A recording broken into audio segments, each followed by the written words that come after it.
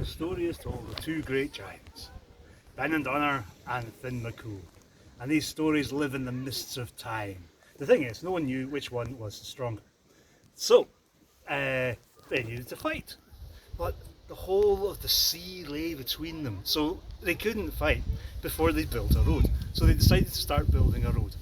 And they started getting great pillars of rock and slamming them down into the sea, and the storms raged and the wind blew all around them, and slowly the causeways became closer and closer together, until just before the last few lumps of rock were dumped into the middle of the sea, Finn McCool looked and said, actually these cuts are kind of hard, I'm going to be a bit, I don't know whether I really want this to happen.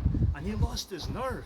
So he ran all the way to his house on a high hill which had doors and windows so he could see everyone coming, a bit like Loki's house. But when he got there, he was in a panic, so he said to his wife, oh, what am I going to do? Ben and Donner's going to be here, we're going to have to fight.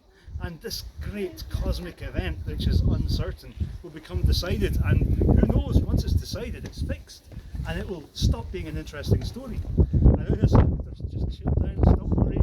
Like, I know you're a wee bit too spicy, but you just go to bed and we'll sort this out. And so Finn went and gets up over and started to suck his thumb, which is where inspiration comes from. And until he could work out the idea. Meanwhile, Una went around and collected great big skillets of metal from all of her neighbours and got a few other things ready, so that when Ben and Donner came stomping and mashing the turf up to her house and knocked on the door politely, because you don't walk in without knocking on the door politely, he is Scottish after all, she said, oh, come away in, you're looking for Finn, he's out at the moment, but why don't you sit down and you can have a wee cup of tea. And then she sort of looked a bit worried and said, but unfortunately I don't have any milk for the tea, so whenever that needs to happen, what we do is we get Finn to go out and squeeze some rocks. And you go back. Sorry to interrupt. It's okay. Oh no, I'm being careful.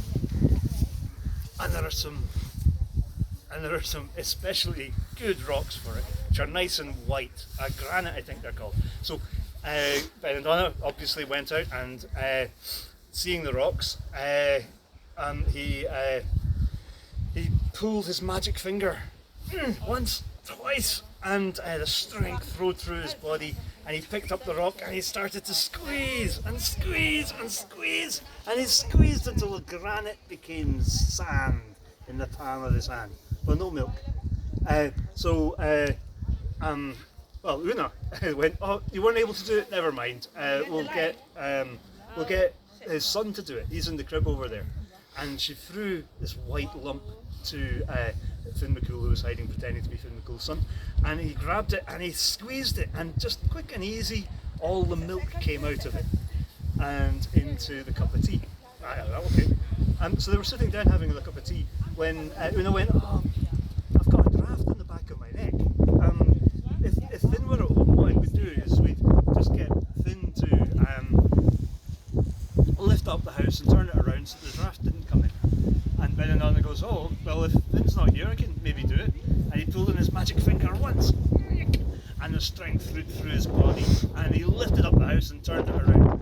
And Finn McCool was pretending to be his son lying in his cot, went, oh, this Ben and Donna's quite strong, I'm a bit worried. But after all that exertion, Ben and Donna sat down and had his cup of tea with the milk in it from the stone, which might have been cheese in secret, and was a bit peckish. So Una went, right, I've been cooking up some bannocks, well, rusks really, for the baby, because the baby's teething, so you can have one of them. And she threw a rusk to Finn, pretending to be Finn's son, in the cot, and she gave Ben and Donna the biggest, best of the bannocks. Ben and Donna bit down on it really hard, clunk, and his teeth broke off, because, it was the one that she'd hidden the skillet in, the iron, and Ben and Donna just wasn't ready for that.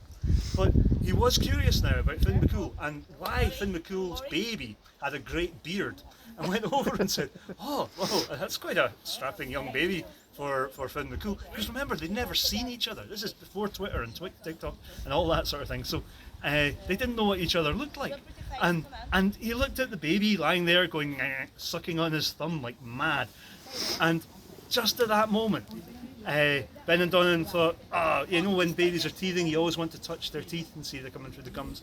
And Finn McCool sucked, and he had inspiration. He took his thumb out of his mouth, and he opened his mouth, and Ben and Donnan went and touched the tooth, and Finn bit down hard, so hard he bit off Ben and Donnan's magic finger, and Ben and Donnan's strength just rushed out of his body, and he ran back towards the causeway, and he ran across the causeway, ripping up bits of rock and flinging them around, and one of them landed in the sea, became the Isle of Man, and then he got home, and to that day the decision is not made.